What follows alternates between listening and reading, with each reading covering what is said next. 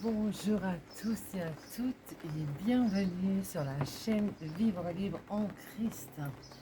Aujourd'hui, je suis encore dans un cadre merveilleux qui est mon jardin que le Seigneur m'a donné le jour où je lui obéis, car l'obéissance vaut mieux que les sacrifices. Alors, obéissez et vous serez bénis. Aujourd'hui, je viens vous parler des miracles. Les miracles, je veux rendre grâce à Dieu. Papa Jean disait toujours témoigner. Témoigner de ce que Dieu a fait dans votre vie parce que cela va décupler votre foi, va vous donner une propulsion, une impulsion. Et je rends grâce à Dieu d'avoir eu un patriarche tel que Papa Jean. Merci Seigneur. Donc, on va commencer par un chant merveilleux qui dit « Je viens humblement te dire merci ».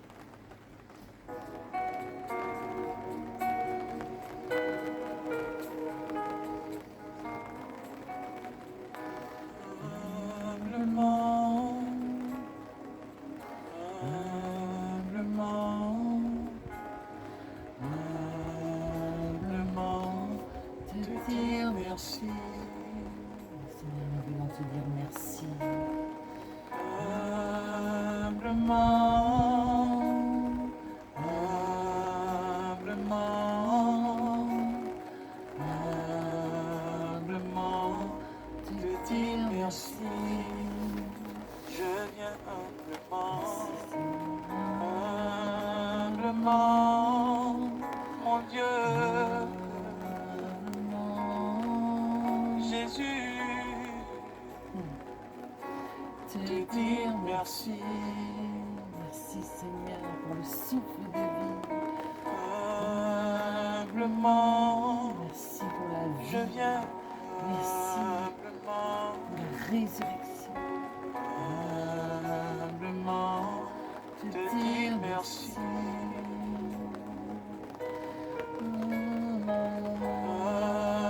Humblement,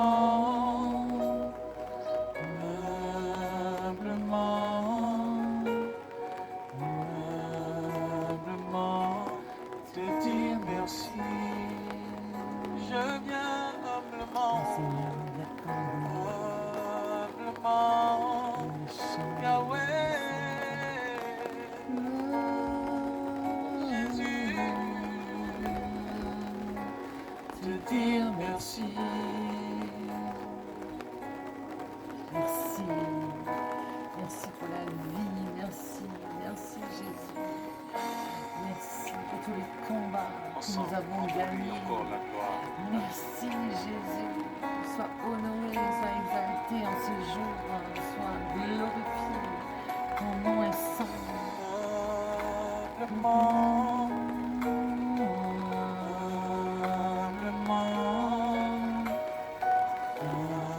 humblement, te dire merci pour ton amour, ta fidélité, mon Merci Dieu. pour ton amour et ta fidélité. Humblement, je viens, oh, Jésus, te dire merci. Je viens humblement reconnaître ta bonté, ta Merci fidélité. Seigneur pour ta Je miséricorde. viens humblement, Te te dire dire merci. merci. Merci pour le Je viens témoignage. humblement de tout mon cœur. Je viens humblement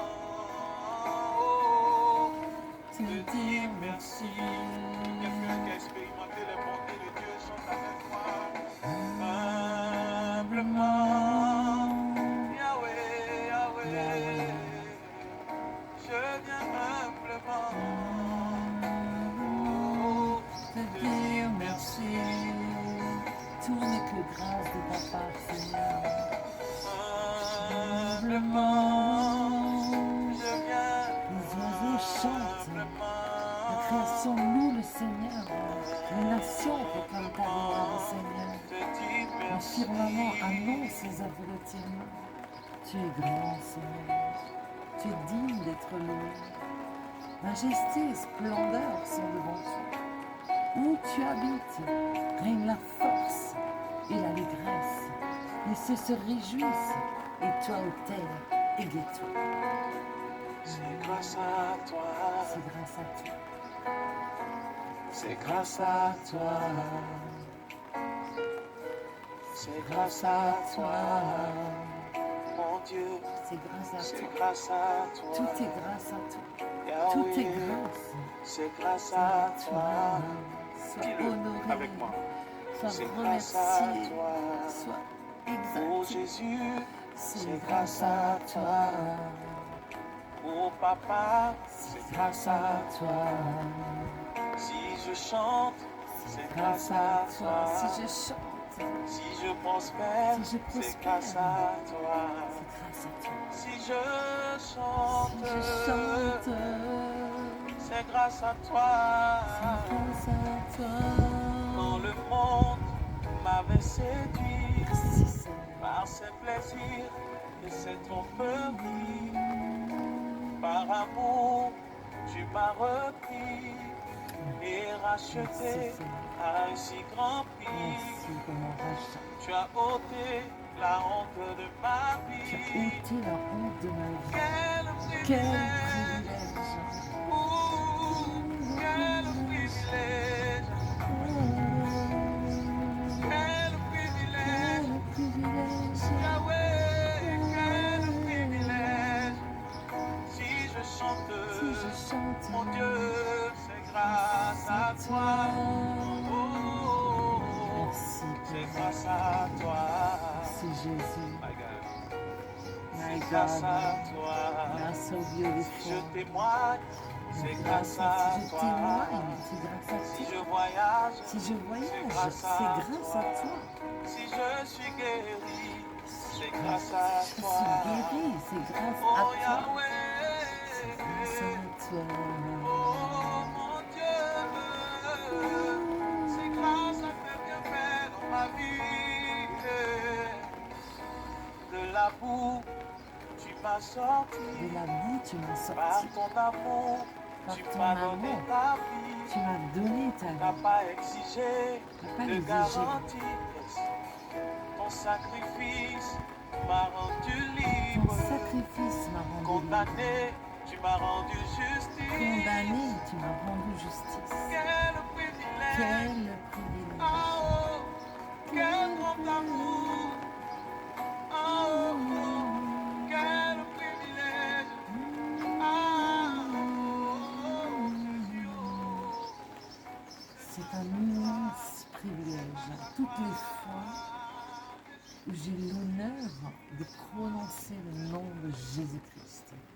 Et aujourd'hui, suite à ma dernière vidéo sur les stratégies dont Dieu usait pour la réalisation du best-seller de la rue Saint-Denis à Jésus-Christ, dont je suis l'heureuse co-autrice, dont Dieu lui-même est l'auteur et le principal de cet ouvrage. Sans lui, je n'aurais rien pu faire.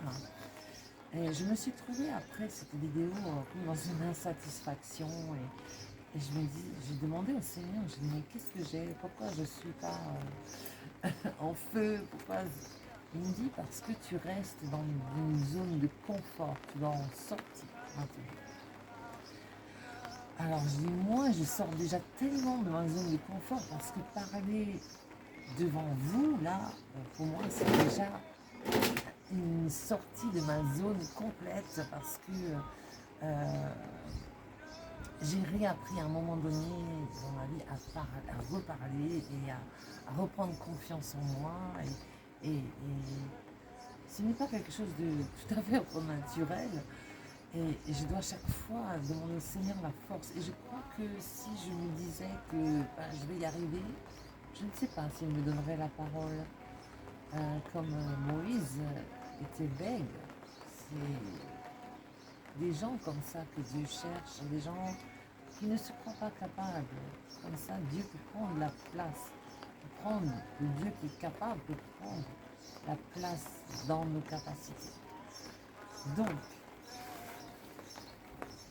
je vais retracer quelques miracles que j'ai vécus suite à mon pas d'obéissance. Vous connaissez l'histoire de la remise à Jésus-Christ. Mon pas d'obéissance était vraiment de quitter le péché, de tourner le dos au péché, c'est-à-dire un homme avec qui je vivais hors des liens du mariage. Et le Seigneur m'a ouvert ses bras, une force. Il a restauré ma vie de fond en comble et j'ai vécu de grands miracles de délivrance. Je ne vais pas revenir dessus. Mais c'est à partir de ce moment-là que j'ai compris que l'épouse que Jésus revient chercher, c'est moi. C'est cette femme qui se consacre, c'est cette personne qui dit oui Jésus, je vais te suivre toi et toi seul, sans compromis. Je veux être à l'écoute de ta voix, je veux t'obéir. L'obéissance vaut mieux que le sacrifice. Alors, merci au Seigneur qui m'a donné cet esprit d'obéissance auquel je m'attelle chaque jour à travailler dessus parce que c'est une discipline. C'est une discipline d'obéir. C'est pas quelque chose de naturel. Mais en tous les cas, c'est à ce moment-là que je suis rentrée dans mon appel d'évangéliste. Je savais déjà il y a bien longtemps que j'avais cet appel. D'ailleurs, je faisais de l'évangélisation les jeudis soirs. J'étais même responsable des sorties. Nous allons voir les filles de la nuit. Mais Dieu me préparait pour une œuvre plus grande qui voit seulement le jour aujourd'hui, 30 ans après, pour l'œuvre arabe que je suis en train de, que le Seigneur a mis dans mon cœur et que je suis en train d'élaborer avec toute une équipe. Et je lance un appel. Si vous avez à cœur les personnes qui travaillent la nuit, qui travaillent dans le monde de la nuit, les hommes, les femmes, venez nous rejoindre. Nous avons besoin d'intercesseurs, nous avons besoin de gens courageux, qui n'ont pas peur des ténèbres, qui marchent sur les plates-bandes de l'ennemi. Donc, l'œuvre arabe est en train de voir le jour et je rends grâce à Dieu. C'est un grand miracle. J'ai juste précisé que le premier grand miracle que je vis, jour après jour, c'est donc de savoir que mon nom est inscrit dans le livre de vie. Je suis sauvée éternellement, quoi qu'il arrive. Suite au baptême en immersion totale que j'ai fait il y a des années, j'ai eu une parole de connaissance où Dieu me disait « Ton nom est inscrit dans le livre de vie ». Donc quoi qu'il arrive, je suis sauvée. Le baptême de Jésus, c'est celui qui se fait en immersion totale dans la mort et dans la vie, dans la résurrection de Christ. Lorsqu'on sort de l'eau, on est une personne nouvelle. Et je vous encourage à vous faire baptiser parce que Jésus revient bientôt chercher l'épouse. Il ne tarde plus, je vous l'assure. Donc préparons-nous, soyons ces vierges sages avec de longues pleines d'huile. Donc je rentre dans mon appel d'évangéliste. Comment? En fait, ça s'est fait par le biais du Seigneur, vraiment, qui a permis que j'aille à la station Avia, au bord de laquelle je me prostituais dans le temps.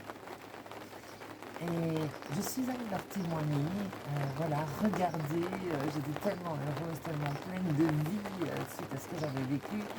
Je suis allée à la station d'essence pour leur témoigner de mon changement, de ma transformation. Et il y avait là une vendeuse qui disait, je disais que j'étais en train d'écrire un livre sur cette histoire, sur l'histoire de mon témoignage. Et la dame à la caisse me disait qu'ils avaient déjà vendu un livre d'un écrivain. Et moi, dans la foulée, j'ai dit, ben, alors vous allez aussi prendre le mien. Et elle me dit oui, ben oui. Et ça a mis 2 ans ou 3 ans le temps que j'écrive, que je le finalise, mais ce n'était pas tombé dans l'oreille sourde. Donc je retourne à la station Avia une fois que le livre est pondu et je vais dire, voilà, j'ai vu une dame là qui était à la caisse, elle m'a dit que vous seriez d'accord pour vendre mon livre en tant que témoignage parce que je voudrais vous remercier. Cette station essence était ouverte bien souvent tard le soir lorsque moi-même j'étais à côté dans la rue. Ils nous protégeaient des fois des malfaiteurs et ils étaient toujours très bienveillants à mon égard. Et c'était deux oncles qui étaient toujours là et qui me recevaient, qui m'offraient du café chaud. Et là, c'était le filleul, le neveu, pardon, qui était là ce jour-là. Et je lui raconte l'histoire. Et il me dit, oui, j'ai entendu parler de vous, je suis d'accord pour prendre votre livre. Et c'est ainsi que je suis allée tous les jeudis après-midi témoigner aux gens avec ce panneau sur une petite présentoir avec des livres. Et je suis allée témoigner aux gens qui venaient de partout à cette station essence. Et j'ai repris possession du territoire. Le Seigneur a dit que tout lieu que foulera la plante de votre pied, je vous la donne. Je vous le donne comme je l'ai dit à Moïse. Et j'ai pris possession du territoire fidèlement. Je suis allée tous les jeudis après-midi pour témoigner de ce que Jésus avait fait dans ma vie, pour dire au monde, Jésus est vivant. Jésus n'est pas un mythe, il n'est pas une religion, il est une relation qui mène à Dieu. Jésus, c'est le chemin, la vérité et la vie que vous devez recevoir pour être sauvé. Et j'ai vécu une rencontre aussi lors d'une évangélisation qui a bouleversé ma vie. Alors c'est un autre miracle. Lorsque nous étions en évangélisation avec l'extrême de la porte ouverte, le matin, lorsque je priais, je vois dans mon temps de prière comme de la fumée. J'en tiens pas vraiment compte, une vision de fumée. Et l'après-midi, une fois qu'on est sorti, bien sûr, quand on va évangéliser, on se prépare dans la prière, c'est très important. Donc je reçois cette vision, mais je ne m'en souviens pas trop, je ne fais pas trop attention. Et l'après-midi, on est sur le terrain et là on rencontre une dame qui parle allemand et qui nous dit oui, venez, si vous priez pour les malades, nous on a un enfant qui a perdu toutes ses fonctions vitales lors d'un incendie. Et là, j'ai compris que c'était pour cela que j'avais vu la fumée le matin. On est allé, il y avait une famille de 9 personnes qui étaient assises autour d'une table comme s'ils nous attendaient. C'est pas comme s'ils nous attendaient. Les yeux ouverts, les oreilles grandes ouvertes. Et on a pu prier pour cet enfant qui, depuis, va beaucoup mieux. Ses parents voulaient l'emmener dans le nord pour qu'on prie pour lui là-bas. J'ai dit, écoutez, ce n'est pas la peine. Dieu est partout, il est omnipotent, il est omniprésent, il est omniscient. Nous allons prier pour cet enfant. Et toute cette famille qui est kosova est devenue ma famille. Raza, la fille est devenue ma fille. Et aujourd'hui, Raza va se faire baptiser. Et toute cette famille est vraiment... je suis devenue leur bergère, si vous voulez. Et c'est vraiment une grâce quand on vit cela, avec tous les combats que ça comporte. C'est vraiment... Dieu vous revêt de certaines responsabilités qu'il faut prendre très au sérieux. Et je rends grâce à Dieu. Je veux vraiment témoigner de cela. Parce que la reprise des territoires est importante. Que ce soit au lieu où on avait perdu, que ce soit après, en s'étend. Et dans notre propre famille aussi, quand on obéit à Dieu, Dieu il élargit l'espace de notre tente.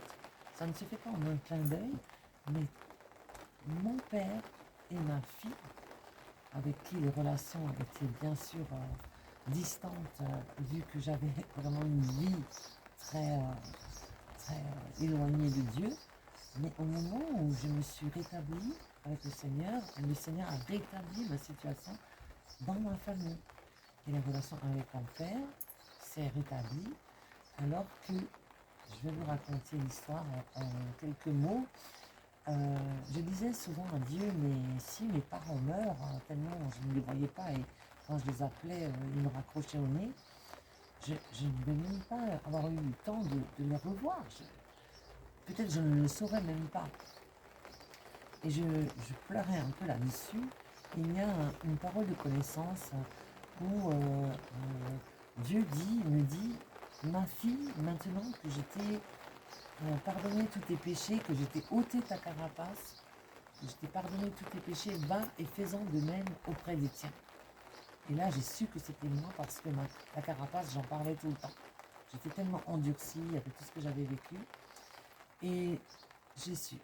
Le jeudi, j'étais dans une réunion de prière, j'ai dit, quand 2 ou 3 sont assemblés, c'est bien de prier, ça intensifie le témoignage. Et j'ai rappelé cette parole en priant, j'ai dit Seigneur merci, tu m'as parlé, tu m'as dit maintenant que je t'ai ôté ta carapace, que je t'ai pardonné tous tes péchés, va et fais-en de même auprès des tiens. Mais tu vois Seigneur, crée des circonstances parce que quand moi je les appelle, ils me raccrochent au nez. Et le lendemain, j'ai eu la réponse. Ma belle-sœur me fait un message comme quoi ma mère était décédée. Et c'est ainsi que, oui, c'était la réponse de Dieu. C'est ainsi que j'ai retrouvé mon père. Après beaucoup une journée de jeûne et je voulais le rappeler, mais Dieu m'a dit, attends, keep quiet, slowly. Jeûne, va dans un temps d'adoration et après seulement appelle-lui. Alors ce jour-là, je n'avais plus de téléphone. Mon fixe avait disparu de la circulation. Le portable, il ne fonctionnait pas. Enfin, il y avait une opposition de fou. Quand je sors de mon temps d'adoration, du lieu secret, Dieu me dit, va chez tes voisins, demande-leur leur téléphone fixe.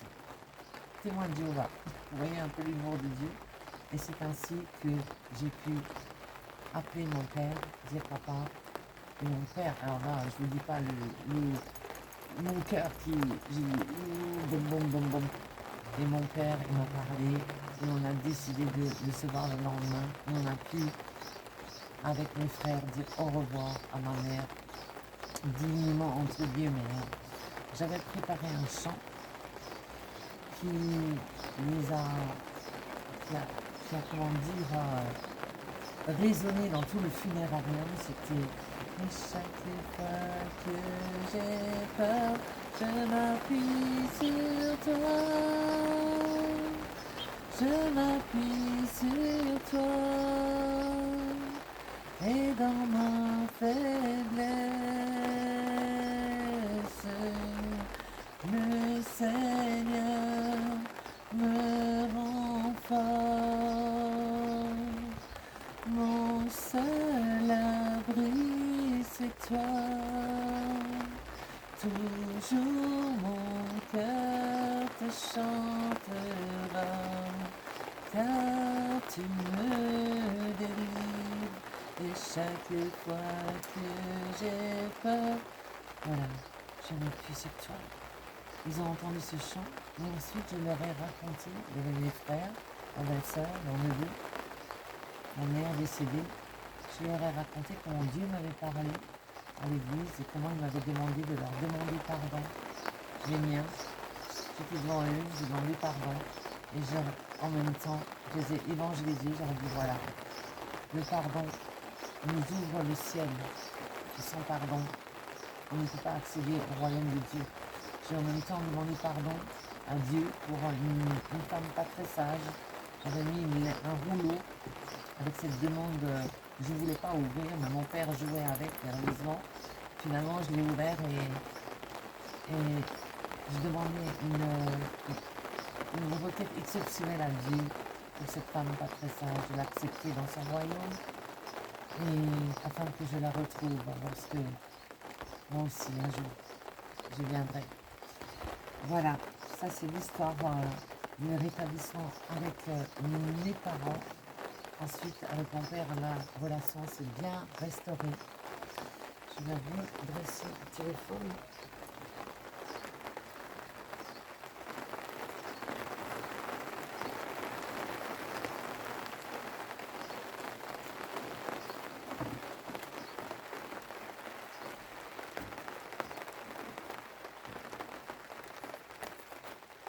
excusez-moi.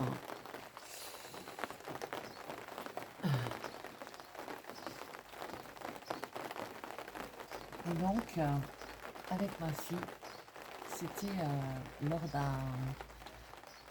Ça faisait des années que je n'avais pas parlé à ma fille et j'étais donc dans ce temps de restauration de mon intellect, dans un centre de réadaptation et je me formais, je me reformais si vous voulez. Et Dieu m'a demandé d'apprendre le métier de l'accueil administratif. Et là, je faisais des stages. Comme j'étais dans la fonction publique, je pouvais faire des stages et j'en ai fait un à l'urbanisme. Et pendant ce stage, j'étais donc à l'accueil, je disais toujours Monsieur Dequet, je vous passe telle et telle personne. Et une collègue me dit, mais pourquoi tu l'appelles pas Patrick tout simplement? Et dans ma tête, je me suis dit, c'est vrai, pourquoi j'arrive pas à l'appeler Patrick. Et à midi, on était au repas, la lumière s'est faite. Je voyais un grand homme de 2 mètres et c'est là que je me suis souvenu qu'il était l'entraîneur de ma fille. Et dans ma tête, je me suis dit, j'espère qu'il ne va pas me demander comment ça va avec Manon. Et il ne m'a rien demandé. Et le soir, quand je suis rentrée, j'avais une lettre de ma fille dans ma boîte aux lettres qui me proposait une retrouvaille pour le 13 avril. Ce jour-là, c'était le 1er avril. Alors, c'était pas un poisson, c'était le temps de Dieu pour la restauration avec ma fille. Je rends grâce à Dieu pour cela, parce que Dieu ramène le cœur des pères à leurs enfants, le cœur des enfants à leurs pères. On est dans ce temps de réconciliation encore, dans ce temps de grâce où nous devons vraiment prendre chaque instant pour que nous soyons ensemble, de nous réunir dans nos familles. Dieu a déployé aussi mes ailes pour que je devienne missionnaire.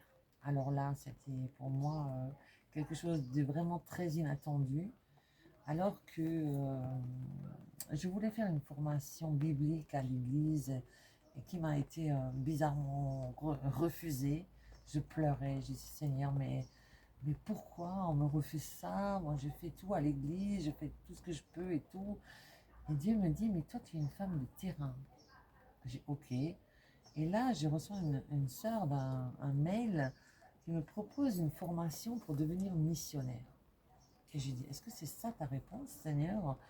Devenir missionnaire de la fenêtre des 10-40 des peuples non atteints. Je ne savais même pas trop ce que c'était à ce moment-là. Et je dis, ok, moi je vais m'essayer à cette formation. Si c'est toi, Seigneur, tu me le montreras. Et c'est ainsi que je suis devenue missionnaire. Moi qui avait, comment dire, déjà, je pensais que je faisais assez avec l'évangélisation. C'était déjà beaucoup de combats, hein. Et le Seigneur me demande d'aller en mission dans des pays chauds. Des pays chauds. J'ai déjà chaud en Alsace quand il fait pas trop chaud. Mais pour moi, c'était un combat de fou. Donc, c'était vraiment de sortir encore une fois de ma zone de confort, de combattre la peur. Parce que c'est la peur que nous devons, contre laquelle nous devons lutter. C'est la peur c'est la peur qui nous limite, c'est la peur qui nous empêche d'aller dans le plan de Dieu. Alors, qu'est-ce que j'ai fait? Le Seigneur me convie de partir en Turquie. Bon, en Turquie, 40 degrés, Seigneur, c'est chaud, hein. Alors, il me dit, est-ce que tu me fais confiance? Je dis, oui, Seigneur, tu sais bien que je t'aime, je t'adore, je vais tout faire pour... Et c'est là que, tout d'abord, le Seigneur a fait un check-up sur ma personne. Et là, j'ai pleuré, j'ai vu combien j'étais pas en règle au niveau de certains frères, de certaines sœurs. J'ai dû demander pardon à tous ceux qui m'entouraient. Parce que le Seigneur voulait m'envoyer sur le terrain, mais il fallait que je sois clean pour pouvoir endosser cette mission, cette responsabilité. Et c'est là aussi que toutes les excuses possibles et imaginables sont venues nous faire surface. En dehors de la chaleur, je ne connais pas la langue, l'argent, comment est-ce que je vais faire pour financer cela? Enfin, mille et une excuses, elles étaient là. Donc j'ai dit, Seigneur, c'est pas possible. Tu vas pas m'envoyer dans un pays comme ça, parler aux musulmanes, c'est pas rien. Bien qu'on était formés, mais les peurs, elles sont terribles. Et je dis, Seigneur, est-ce que tu es sûr que c'est... Que, et le Seigneur, vous savez ce qu'il a fait? Je suis allée faire des courses et tout à coup, je vois sur un grand trottoir, au milieu du trottoir, un sac à dos bleu avec des anses bleu, blanc, rouge, grand, un beau sac à dos qui était presque vide. Il y avait une ou deux choses dedans. Il était à personne. Il était posé en plein milieu. J'ai presque failli trébucher dessus. Je ne pouvais pas le louper. Il était là pour moi. Je l'ai pris. Je suis rentrée. Je l'ai nettoyé. Je l'ai mis sur mon dos. Je n'ai jamais eu à régler quelques réglages que ce soit. Il était fait à ma taille. Je l'ai rempli. Et je suis partie en mission. Et vraiment, le Seigneur, il sait exactement ce qu'il fait. Faisons-lui confiance.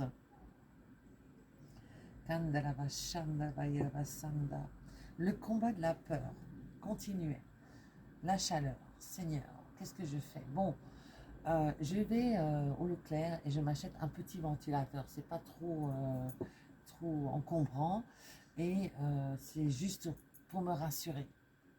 Et ce ventilateur neuf que j'emmène marche dans l'avion. J'étais toute fière devant mon petit ventilateur. Je dis, ah, ça va, ça fait du bien et tout. Et une fois que je suis descendue de l'avion, ce ventilateur n'a jamais fonctionné. Dieu m'a dit, est-ce que tu me fais confiance? Je dis, pardon, pardonne-moi.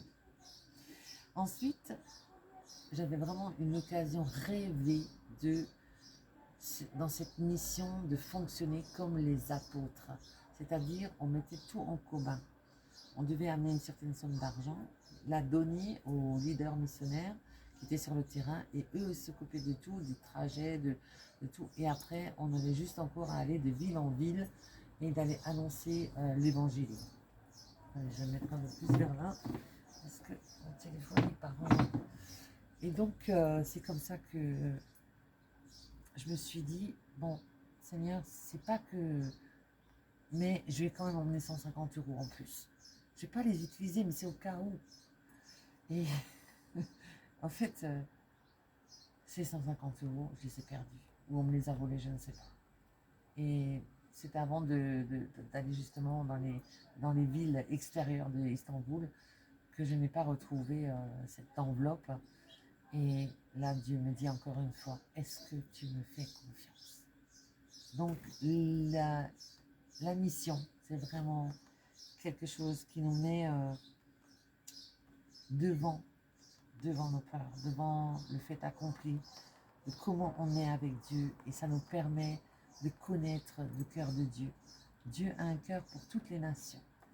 Dieu a un cœur pour nous, mais aussi pour que les nations soient sauvées.